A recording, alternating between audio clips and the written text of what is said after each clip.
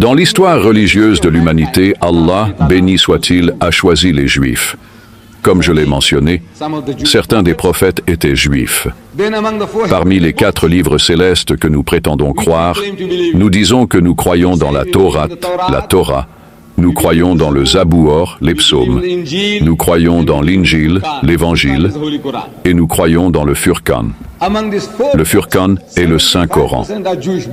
Parmi ces 4 livres, 75% sont des livres juifs. Ils ont été donnés à des prophètes juifs. La Torah a été donnée à Hazrat Moussa, Moïse, paix soit sur lui, un juif. Le Zabour a été donné à Hazrat Daoud, David, paix soit sur lui, un juif. L'Injil a été donné à Hazrat Isa, Jésus, paix soit sur lui, un juif. Juif, juif, juif. 75% des livres célestes que nous reconnaissons et auxquels nous croyons sont des livres juifs envoyés aux Juifs. Mais selon la loi d'Allah, il choisit un peuple pour un certain but. Voyez, il a choisi les Bani Israël, les enfants d'Israël.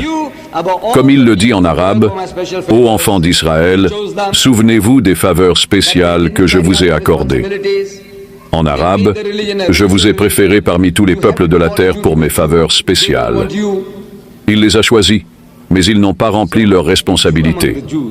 Ils ont fait de la religion une religion raciale. Il faut être né juif pour être juif. Ils ne vous veulent pas. Ainsi, un juif parmi les juifs, Hazrat Isa, Jésus, paix soit sur lui, selon les écrits chrétiens, dit aux juifs, « Le royaume de Dieu vous sera enlevé et donné à une nation qui en produira les fruits. » Si vous ne remplissez pas vos obligations, si vous ne produisez pas de fruits, alors Allah vous enlèvera cet honneur, ce privilège, et le donnera à quelqu'un d'autre. Et chaque fois qu'il fait cela, Allah, exalté soit-il, lorsqu'il remplace un peuple par un autre, c'est généralement un peuple que vous méprisez. Il les fait s'asseoir sur votre tête. C'est sa manière. Voyez, les Juifs méprisaient les Arabes, leurs cousins. Ils disent que le père Abraham avait 2 épouses, Sarah et Hajra, Agar. Les enfants de Sarah sont les Bani Israël, les Juifs. Et ils disent que les Arabes sont les enfants de Hagar, Bibi Hajra, Agar. Ils les appellent les Agaréens, et maintenant ils appellent l'islam agarisme. Ce sont des termes nouveaux qu'ils inventent pour nous blesser. Ils appellent les Arabes des Agaréens et les musulmans des adeptes de l'agarisme. Cela se trouve dans la littérature chrétienne. Les gens qu'ils méprisent, ces Arabes qu'ils disent être les enfants de Hagar, qui était, selon eux, une femme née esclave, une femme d'Afrique. En réalité, elle était une princesse d'Égypte. Mais les Juifs, dans leur haine pour leurs cousins, ont étiqueté les autres prophètes et leur progéniture. Et ils n'épargnent pas leurs cousins arabes. Ainsi, ils disent que ce sont les enfants d'une femme esclave. Et hier, à New York, une femme chrétienne est venue pendant la séance de questions et a fait certaines insinuations, disant que Hazrat Ismaël, paix soit sur lui, était un bâtard. Astagfirullah. Je demande pardon à Allah. Vous voyez, la haine les fait parler ainsi. Ils disent que Sarah était l'épouse légitime d'Ibrahim, Abraham, paix soit sur lui, mais que Hagar, parce qu'elle était une esclave, n'avait pas de contrat de mariage. Comme si, vous savez, il y a 3 ou 4 000 ans, ils allaient au tribunal, comme vous le faites aujourd'hui, ou allaient à l'église devant un prêtre pour dire « Acceptez-vous cette femme comme votre épouse légitime ?» Et vous dites « Je le veux ». Ils étaient supposés passer par de tels processus, ce qui n'était pas le cas. Mais cependant, Dieu Tout-Puissant a choisi Ismaël, paix soit sur lui, et ses enfants. Et parmi ses enfants, le saint prophète Muhammad, paix soit sur lui, pour remplacer la hiérarchie religieuse juive. En arabe, le peuple qu'ils méprisaient, Allah, béni soit-il, les fait s'asseoir sur leur tête. C'est sa loi. Ils disent, vous savez, qu'Ismaël était un bâtard. Voyez, c'est ainsi que fonctionne le lavage de cerveau. Ils disent qu'Ismaël était un bâtard. Alors j'ai dit, Monsieur Bénard, vous vous souvenez que vous m'avez dit dans le magasin qu'Ismaël était un bâtard? Il a dit, bien sûr. J'ai dit, vous maintenez cela? Il a dit, bien sûr. Alors j'ai dit, très bien, Monsieur Bénard, Dites-moi maintenant, selon la religion de votre judaïsme, qu'est-ce qui est préférable pour un homme, épouser sa propre sœur et avoir un enfant avec elle, ou épouser une femme esclave, une noire, et avoir un enfant avec une telle femme? Il a dit, non, non, non, la noire est préférable.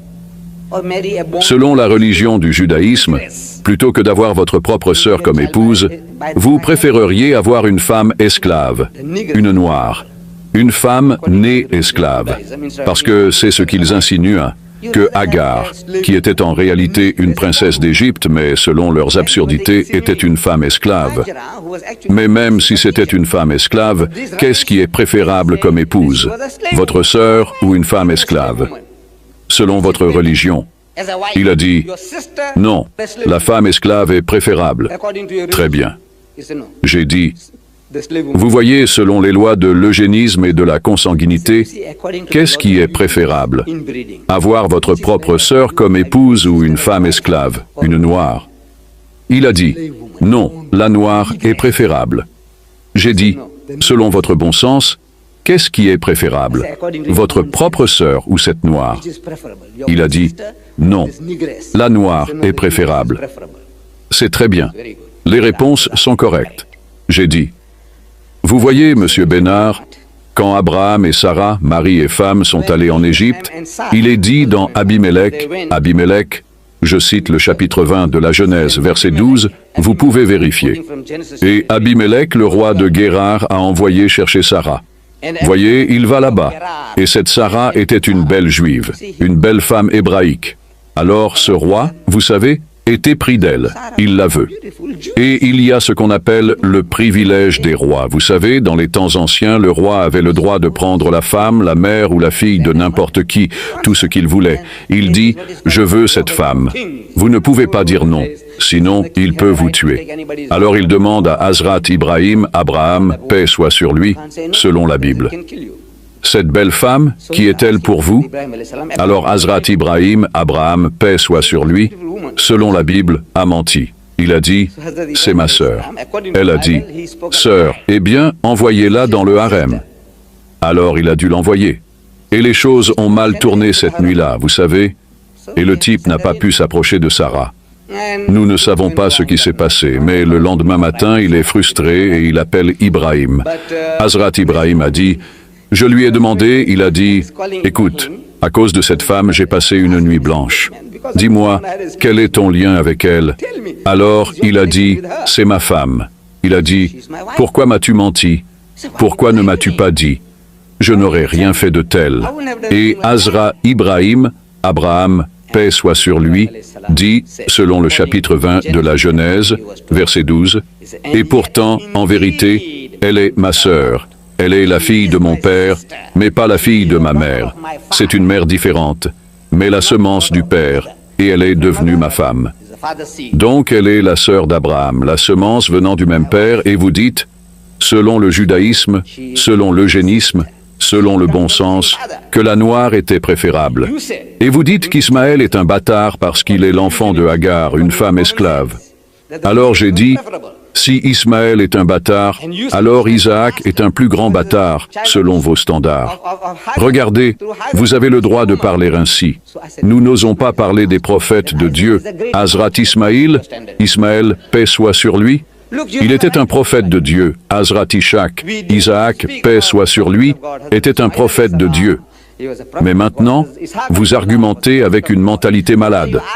Vous devez vous débarrasser de cette maladie. Vous devez le frapper avec un marteau-pilon. Quand il faut un marteau-pilon, rien d'autre ne fonctionnera.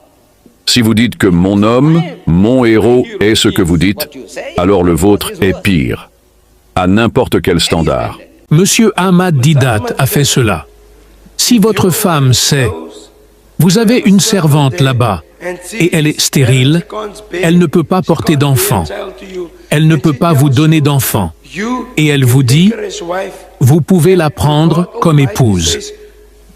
Et Dieu Tout-Puissant dit que cette femme qui ne peut pas porter d'enfant, elle vous donnera un fils. Lequel allez-vous accepter? Je pense que ce que le jeune John a en tête, c'est que Sarah, l'épouse de Hazrat Ibrahim, Abraham, paix soit sur lui, ne pouvait pas avoir d'enfant, aucun enfant. Alors vous savez, en vieillissant, Hazrat Ibrahim, Abraham, paix soit sur lui, vieillit, Sarah vieillit, tout le monde dit qu'elle est stérile, stérile, stérile. C'est une chose honteuse parmi les peuples de l'Est de ne pas avoir d'enfants. Alors elle dit, va vers Agar, Hajra, Agar, et aie un enfant avec elle. Voilà comment les mariages se faisaient. Vous savez, il n'y avait pas de cérémonie, allez au tribunal devant le magistrat, puis il vous lit une formule et vous donne un certificat. Non. Ma fille, vous voyez, tous les prophètes, quand ils allaient, parce que l'épouse disait, prends-la pour épouse, cela signifie qu'elle est à toi. Et elle est son épouse. Le seul homme qui a un droit sur elle est celui à qui la femme est donnée. Hajra, Agar, était censé avoir hérité de Hajra. Sarah était censée avoir donné cette Hajra comme sa servante. Et elle a dit, prends-la. Et Hazrat Ibrahim, Abraham, paix soit sur lui, un homme de Dieu, un ami de Dieu, dirions-nous qu'il commettait l'adultère avec elle? S'il l'avait fait, Dieu Tout-Puissant l'aurait réprimandé. Non, son ami Khalilullah, l'ami de Dieu. Tout le monde dit, les Juifs disent que le père Abraham, les chrétiens disent le père Abraham, les musulmans disent le père Abraham se perd à nous, comme étant l'adultère. Pouvons-nous jamais penser ainsi? Pouvons-nous jamais parler ainsi? Alors il va vers elle, et elle a un enfant. Maintenant, quand elle a un enfant pendant 13 ans, il n'y a eu aucune question sur une offre étant faite. Il n'y avait aucune question parce que la femme n'en a pas. Sarah n'a pas d'enfant. Et pendant 13 ans de plus, elle n'a rien eu. 13 ans. Hazrat Ismaïl, paix soit sur lui, était le seul fils et la seule descendance d'Ibrahim pendant 13 ans. Après 13 ans, Allah veut aussi bénir Sarah. Et elle a aussi un enfant. Et son nom était Isha'ab, Isaac. Alors, quel est le problème? Si Dieu Tout-Puissant, selon la Bible, dit « Et quant à Ismaël ton fils, et quant à Ismaël ta descendance », pas moins de 12 fois, Ismaël est décrit comme le fils et la descendance d'Abraham, pas moins de 12 fois. Et quant à Ismaël, ton fils, et quant à Ismaël, ta descendance, il est dit, 12 princes engendrera-t-il, et je ferai de lui une grande nation, car il est ta descendance, pas moins de 12 fois. Si vous croyez que c'est la parole de Dieu, alors Dieu dit, Ismaël, ton fils.